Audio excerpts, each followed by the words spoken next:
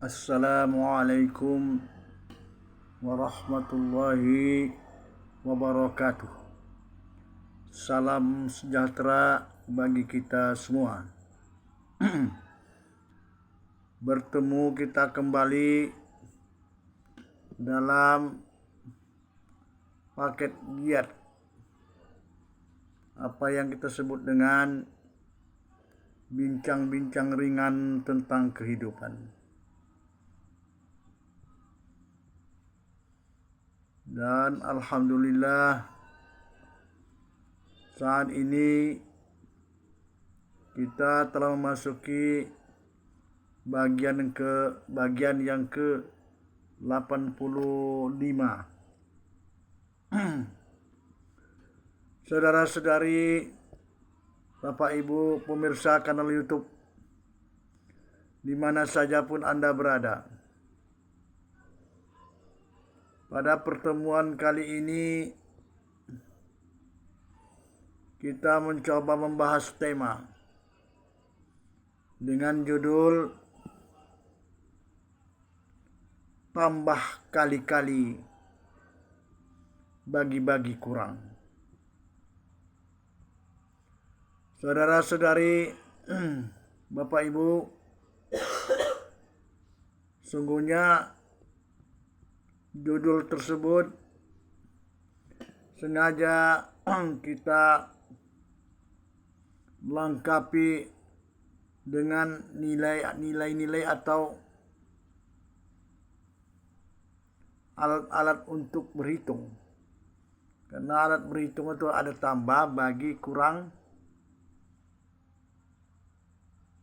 Kan begitu. Jadi sebenarnya intinya adalah kita perhatikan bapak-bapak, ibu-ibu, saudara-saudari, ada oknum-oknum manusia di antara kita ini yang terkadang kalau soal kali-kali jagonya bukan main. Tapi kalau masalah bagi-bagi, pura-pura bodoh dia. Nah, ini tadi. Jadi kita bilang tadi tambah kali-kali, bagi-bagi kurang. Nah, itu dia. Ini kadang-kadang bukan apa Bapak-bapak Ibu. Banyak kadang-kadang macam ragam sifat manusia ini. Dan terus terang kita pun tidak mengatakan kita baik ya. Kita ini kan istilahnya kan bincang-bincang ringan saja ini. Bincang-bincang ringan tentang kehidupan. Jadi kita pun mentang-mentang ngomong-ngomong gini bukan mengatakan bahwa seakan-akan kita yang paling baik, paling benar. Enggak juga. Ngisi-ngisi waktu saja jadi Bapak Ibu, saudara-saudari. Artinya senggol sana, senggol sini, bincang-bincang lah. Tukar-tukar pikiran. Jadi Bapak Ibu, saudara-saudari, kembali ke apa yang kita ungkapkan tadi. Ada modal kita nih di antara kita ini, kadang-kadang oknum katakanlah begitu. Supaya kita lepas dari delik ya. Atau jangan dianggap memojokkan orang satu pihak, tidak, tapi oknumnya lah. Oknum manusia. Kalau soal kali-kali bukan tanggung. Pandai saja dia. Kalau ini larinya kemana, ini larinya kemana. Oke lah, itu urusan dia lah, itu kepintaran dia. Tapi yang sakitnya ini kadang-kadang, yang nggak benarnya ini mengalih-alihkan orang. Nah, kali-kali orang. Yang penting ini, yang penting dia pokoknya ngalih-alihkan orang lah. Gimana caranya? Demi keuntungan dia. Macam-macam lah. Pun kita udah tahu lah tuh bagaimana dia mengalih-alihkan orang Kita semua udah tahu lah itu. Tapi Bapak Ibu, saudara-saudari, jangan bicara soal bagi-bagi. Waduh, bulit, bukan panggung. Nanti kalau kita bilang bakhil nanti, tamak, loba, kita kasar kali bunyinya kan. Adalah Bapak Ibu, saudara-saudari, ini bukan artinya bukan mengumpat, tapi terkenang kan gitu. Ada pepatahnya itu, bukan lepat tapi lemang, bukan mengumpat tapi terkenang, ya sama saja. Ini bincang-bincang aja lah, bincang-bincang. Ada di antara kita nih, bakal betul, luar biasa. Terutama apabila bicara masalah uang ya, masalah materi. Kalau bicara lain, wah, bukan tanggung ligatnya dia. Akan dia yang pandai. Gini. Apabila soal materi bukan tanggung. Ibaratkan pintu rumah tertutup rapat sama sekali. Nggak boleh saja keluar. Angin pun nggak bisa keluar jadinya kalau gitu. Begitulah dia kalau dapat rezeki. Nggak mau saja ngasih orang.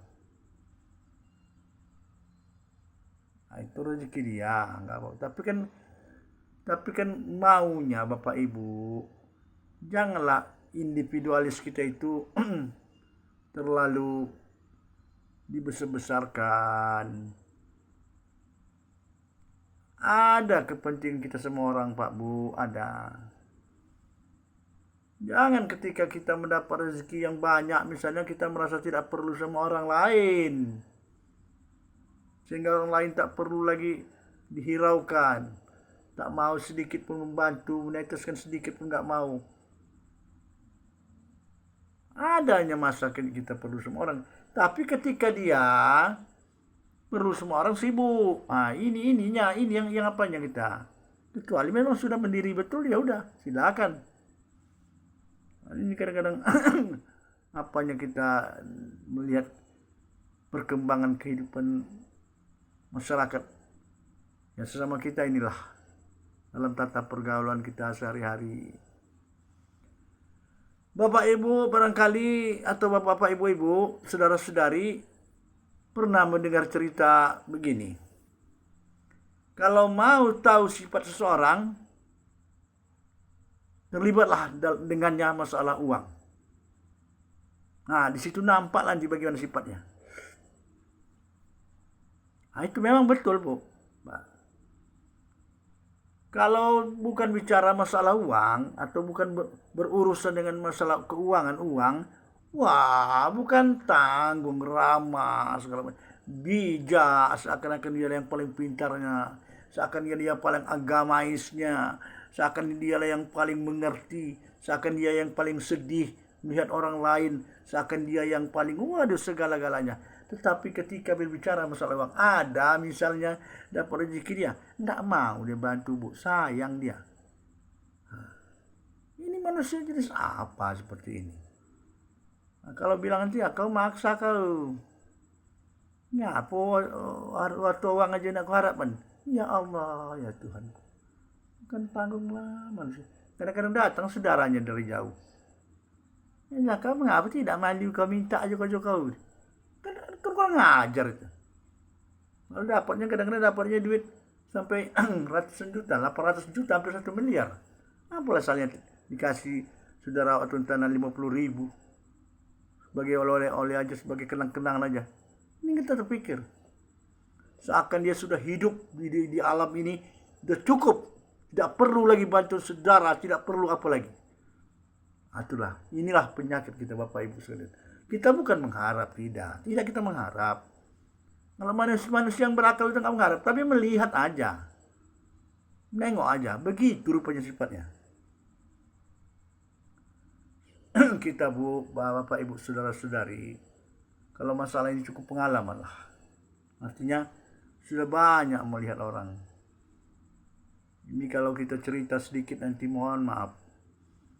Adalah bukan cerita menjelek-jelekkan keluarga bukan, tidak, adalah sedikit. Ketika ada, waduh, sombongnya bukan tanggung. Malah sama kita tuh berkeluarga, nggak boleh lah cakap kasar-kasar kali. Tapi belum pun apa-apa lagi, belum ada apa-apanya, belum konglomerat, masih melarat istilahnya. Tapi jadilah ketimbang ketimbang apa, ketimbang apa namanya, ketimbang parah betul itu sudah melancong. Tapi apa Bapak Ibu, macam apa ya Allah Ta'ala, kontan habis semua, habis. Nah, itulah namanya kita bincang-bincang nih Bapak Ibu sekalian. Hati-hatilah kita dalam hidup ini, hati-hati. Janganlah apa kali. Masih banyak kita perlu sama orang, bukan kita. Itu makanya kembali ke apa yang kita ungkapkan tadi. Kalau mau tahu bagaimana sifat seseorang yang sebenarnya, beruruslah dengannya masalah uang. Betul itu, betul. Bukan mulutnya yang ramah, bukan begitu. Lah, tapi berurus masalah, di situ nampak nanti. Apakah betul-betul dia memang punya seorang dermawan? Apakah betul-betul seorang yang penuh dengan pengertian, sedih melihat orang? Itu bisa saja diungkapnya dengan mulut. Kalau ada orang susah, boleh susah ya, ibadah nengoknya. Ibadah nengok. Macam lah. Parah betul lah yang udah ada tak mau bantu. Itu dia sebelum ada. Itu tadi. Bisa saja. Tapi coba dia dapat uang. Itulah kadang-kadang Bapak Ibu. Yang kadang-kadang lucunya kita. Jadi standarnya orang itu artinya jadi pedoman juga bagi kita ini. Kalau mau mengukur jiwa seseorang atau standar sosialnya ketika dia mendapat rezeki, misal uang. Nah ini jadi banyak yang apa nih gagal nih Bapak Ibu, banyak gagal. Semakin banyak rezekinya semakin bakhil. Iya, semakin bakhil. Tidak apa-apa. Tidak kita beri pun rezeki sama orang, tidaknya orang tersebut jadi mati kelaparan, tidak. Tapi jangan bicara soal hukum, dan soal agama. Bukan kita mengapakan agama, tidak. Kadang-kadang kalau soal beragama melaut ceritanya. Padahal nggak pernah dia dengar cerita. Kan ada cerita Nabi Musa bertemu dengan Allah, kan ada itu ceritanya kan. Bapak kita semua, Bapak Ibu, saudara-saudari sudah tahu semua itu. Jadi ketika Nabi Musa bertanya kepada Allah, begitulah kita lukiskan dia, semacam begitulah. Macam mana dialog antara Allah dan Musa kan. Ya Allah, kata Nabi Musa, apakah yang kau sangat kau sukai dari aku ini ya Tuhan, ya Allah, kata Nabi Musa. Apakah karena sholatku? Apakah karena zikirku kepadamu yang banyak? Apakah karena puasaku? Nah, begitulah kira-kira ya. Ini selintas-selintas saja nih. Jadi yang jelas nanti Bapak bisa banyaklah dengan lain lah begitu. Apa jawaban Allah? Begitulah. Bukan apakah karena sholatku? Kata Nabi Musa, bukan, kata Allah. Kalau sholat itu adalah untukmu, tidaknya untuk mengekang dirimu dari perbuatan yang maksiat. Karena sholat itu kan mencegah dari perbuatan baik dan mungkar, baik buruk dan mungkar kan gitu. Nah, itu untuk menjaga dirimu sholat. Apa karena zikirku? Kata Nabi Musa. Kalau zikir itu untukmu, untuk ketenangan hatimu. Apa karena puasaku? Kok puasa itu untukmu, untuk membersihkan dirimu untuk kesehatan tubuhmu, begitulah kira-kira. Tapi karena apa ya Allah, begitulah.